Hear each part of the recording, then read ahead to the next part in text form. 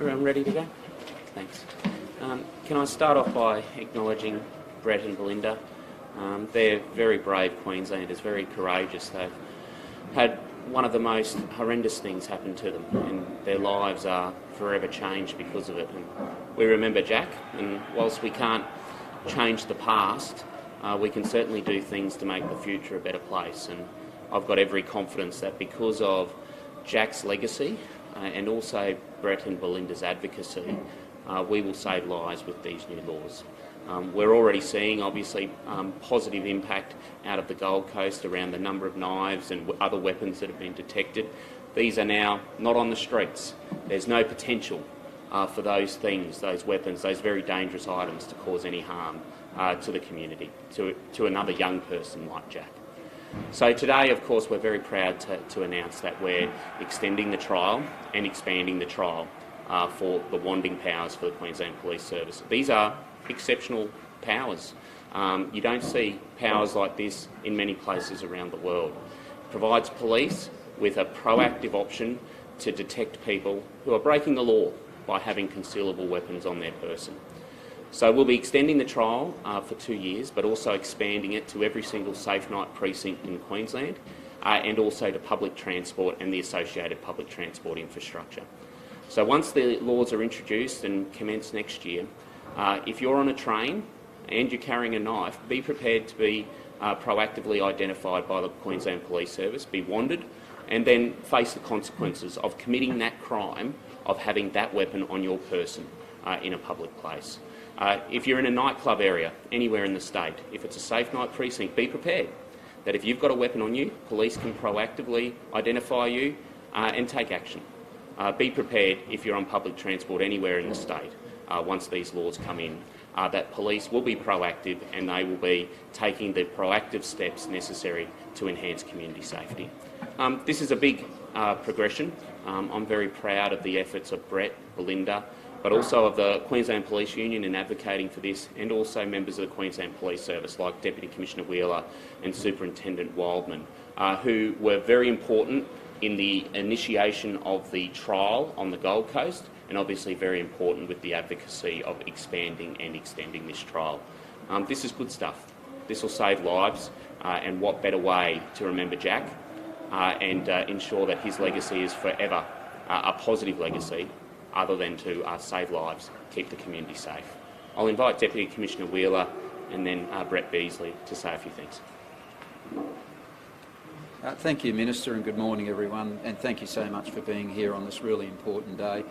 Firstly, I would also like to acknowledge and thank profoundly Brett, Belinda Beasley, their family and their friends for the advocacy, dedication, the dignity that they've brought to this process. I've got no doubt that their advocacy has driven real change in this issue that we're facing across the community. Look, as everyone knows, our priority is community safety, and we try and do that on a daily basis. 24/7 your police are out there trying to do that. Sadly, we do see the devastating effects of knife crime in our community, and there's been some terrible, terrible consequences. And the passing of Jack Beasley in December of 2019 was a horrendous incident, but out of such a horrendous incident, we're actually now seeing some positivity and using that grief and that terrible situation to do some good for the community and make our community safer. We were really honoured and pleased to run the trial on the Gold Coast, the Wanding trial, and we saw some really impressive results. We saw some 200 items, 200 bladed weapons and the like seized during the period.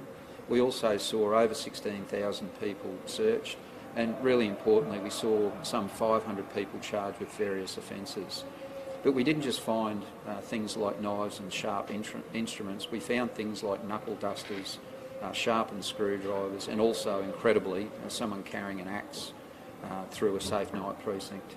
The message is really clear. There is no need and there's no lawful reason for anyone to carry a knife or any other weapon in the community. It's just not acceptable, and it's certainly not necessary. So people who want to engage in that behaviour will now, across our state, particularly in our safe night precincts in our transport corridors will be absolutely subject to suspicionless searching through using wands, and as the Minister correctly pointed out just before, they will be held to account for their actions. Our aim here is community safety. It's not about impinging people's rights, it's about keeping the community safe and doing what we can lawfully to do that. We will see across the state over the coming months the process continue, certainly on the Gold Coast, and as this begins to take effect, we certainly want to see people understand that you should not carry a weapon in public. Thank you. I'll take some questions after. Chris? Thanks, Mark. Well, we're super humbled today to have this announcement, and thanks to the Minister and the Queensland Government. This is a fantastic result in moving forward with this knife crime violence that we're all too aware of, and to have it extended and expanded throughout Queensland and on the public transport system is just phenomenal, and it just proves that these little wands, they save lives, and they're working, and they're going to continue to work, and Belinda and I are here to this is what we want to do. We've got to save lives, and if you're thinking about carrying a knife in the safe night precincts or on public transport, then think again, because you will be caught and you will be wandered, and yeah, it will be dealt with. So, thank you. No? Any Thanks. thoughts on the legislation being called Jack's Oh Law? yeah, that's phenomenal. We're super overwhelmed. We cried. Yeah, we cried with that, and you know, again, we thank the Minister, and it's amazing, and Jack will be so proud, and us as parents of Jack, we're so proud, and it's a great thing. It's awesome. We love it. Any questions on this? Or the Minister? So what happens if someone doesn't comply when Thank you. they're wanted? And what happens if someone's wanted, something's found, or if they don't, say a request is given for them to be wanted and they refuse to be wanted, what happens then? Well, certain action can be taken. It depends on the circumstances. But firstly, what we'll always try to do is communicate with that person and explain to them what we're doing. And I think we've done that pretty successfully on the Gold Coast. This is all about getting the community to do this because they want to assist. And what we did see during the trial on the Gold Coast were people actually volunteering to be wanted themselves. So they've actually volunteered for that. But where someone is adamant they don't want to be searched or wanted, there's action that can be taken in terms of potentially charging people for that. When we look at some of the offenders who are carrying these weapons, are we talking individuals or, I guess, gangs, or is it a sort of mix? Well, it's actually a mix, and our police don't just go out and decide to run a wand over someone, for instance, who's elderly and walking through a safe night precinct. You do have to remember that police are trained, they exercise judgment. This is about being as unobtrusive as possible whilst being as effective as possible. So police are still looking at people who they may suspect that are carrying a weapon, even though they don't need suspicion legally. Police are still using this really, really strong power as judiciously as possible. The police notice that in public transport, is it a real hot spot for carriage of these types of weapons? Well, potentially it can be, and we're really grateful to the government for expanding this trial to the public transport corridors, trains, buses, even ferries and the like, because I think what comes out of this is wanting people to do the right thing, number one, because if they don't, they can be caught, and number two, that they actually want to do the right thing, that they want to follow what the law is. So yes, those transport corridors at times can be a problem for us, and this new trial, which will expand across the state, will give us a really, really strong power to make sure that we keep those areas as safe as possible. What's the process, say someone's on a train, you want them, they have a knife on them, what happens then? You seize the knife and then are they given a warning or? Yeah, so there'd be a normal investigation process, but as I said before, the times and circumstances it would be lawful to carry a weapon are basically nil. So once there's an inquiry conducted, an investigation conducted at the time, it's quite normal, and it would be quite probable that person would be arrested, charged, depending on their circumstances, and depending on any other matters that they're facing, we may object to their bail. So that's what people need to remember.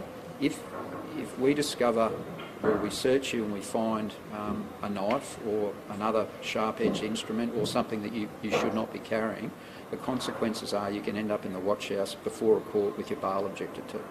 The Griffith University report that was done into the trial so far found some issues with the reporting First Nation status of people in Q prime. Is there not an ability to record that sort of status, or was it just not being done for this trial? Yeah, so we're working through the recommendations and findings of the review, and we're really grateful for Griffith for conducting such a comprehensive review, and of course it'll take time to work through that. But on the particular issue you've raised, it can be complex at times, because when an officer is dealing with a member of the community, sometimes you're relying on them to actually identify themselves, whether they might be First Nations, whether they might be Pacific Islander, whether they might be from another country. So that can be complex at times. We're always striving to make sure our data in the Q-Prime system is as accurate as possible. But what we will do, we'll certainly take the learnings from the recommendations and the findings, and we will seek to implement them as soon as we can. So will you be looking at training, because there was some evidence of the use of stereotyping and cultural assumptions? Yeah, so training's already delivered in terms of the use of the wanding, and absolutely, training forms a part of everything we do, particularly where we run a trial at. And just remember too, this trial was actually run over the COVID period, so there are some constraints to the evaluation, and that's pointed out in the evaluation itself. So what we'll seek to do, particularly over the next 2 years, we will get some really solid data. We've got a great foundation to work from at the moment, but training is central to any new, particularly when we're using a power as strong as this. It's a very, very strong power. We understand that, but we've got to get the balance right as well. Are you aware of what groups may have been stereotyped or the subject of that kind of targeting as part of this trial? Yeah, I don't know that targeting is the word there. I think that I did see the word stereotype in there, but I think you've mentioned it before. There was some issues raised around probably the numbers of First Nations people that were involved, but there may be many reasons for that. So we'll have to dig further into the data. We will certainly look at those findings and recommendations really closely. And what we want to do is have a really, really open, transparent process, because this power is it's very strong, as I mentioned, and we want the community to trust us with it. We want advocacy groups to trust us with that power, and we certainly want the government to trust us with that power. Minister, when will the laws be introduced? It will require law changes, firstly. When will laws be introduced, and when do you want the trial to start? Yeah, look, we're working through that process now, but it's my intention to go as quickly as we can. We've only got one more sitting week this year, but obviously work as hard as we can to get them introduced and then have them passed by the Parliament, hopefully in the first half of next year. And that Griffith review that they did made some recommendations or suggestions about a justification for expanding the use of wanding into areas without evidence of hardened weapon crime. It said that wanding should only be used in places where evidence suggests they're more likely to be carried. Is that, I suppose, how does a statewide expansion? It's a good point, and that's why we've been targeted about the expansion of the trial, because there is evidence that there are people who are using public transport and having weapons on them. It was only a month or so ago that it was reported in the media that there was actually a knife attack on one of our trains. There is evidence in safe night precincts. Sadly, the Beasley family are an example of that, of knife crime. So we've been very targeted about the expansion of the trial, because we want to make sure that we have the justification to take the next step in 2 years' time, which, it's my hope that these laws can become permanent. And there was some mention you made, I think, in your speech in Parliament before about... I'm going to have to run for this too. Authorisations. Are you looking to make it more or less, I suppose, easy for the wanting to happen? I think at the moment, Yeah. you have to get sign-off to do it, but there's some talk about that not being the case. As the Deputy Commissioner acknowledged, these are exceptional powers, and I mentioned before as well, there are not too many places in the world that have powers like this. This is, being able to search someone essentially without reasonable suspicion. Quite an exceptional power. So you do have to have the check and balance. So the authorisation framework, it already exists. Griffith Uni has made some observations about how to strengthen that, but that is all about making sure we've got proper checks and balances. I have absolute faith and trust in the police service to do the right thing, but we're going to have the appropriate check and balance to make sure that this law is not misused and it's used appropriately. Just very quickly, we hear the unions protesting out there. Obviously, the Labor Party has such strong links to unions, but is the relationship damaged? Is it broken here? Oh, I don't think so. Workers are entitled to make statements about issues that are important to them, and the government will always appropriately engage with workers on issues that are important to them. The government is a government of workers. We treat workers well. We ensure that they're well paid. We do everything we can for safe workplaces. So I'm sure all workers will be able to have a good conversation with government about how we can continue to support them in due course. Is the protest unwarranted then? People are entitled to have their say. Yep. Run. Can I ask you, Mark?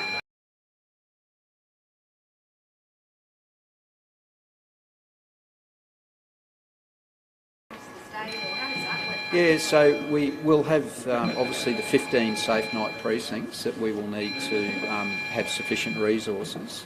So there's 15 safe night precincts that will need sufficient resources to roll out across the state. So it's certainly going to be in the high hundreds, but what we will not be doing is leaving our frontline staff short in terms of that equipment. It's really important that we've got sufficient numbers, and what we'll now do, we'll start going through a scoping exercise to establish exactly that number, Marlena. So it's likely to be in the high hundreds and possibly even more than that. Is it certain officers who have them, or is it all officers who are on patrol in those precincts? Do they all have those connected? Yeah, it'll always depend on how many are rostered on that particular shift. But where possible, what we'd like to see is everyone certainly have access to one, and wherever possible to be able to carry one. In our smaller districts, that'll be quite simple. In our larger districts, and Gold Coast is one of our largest police districts in the state, there was a considerable investment there in terms of the numbers that were purchased for this trial, because we wanted to make sure the trial was done as appropriately and well-resourced as possible, and we will roll that out across the state. And what did you make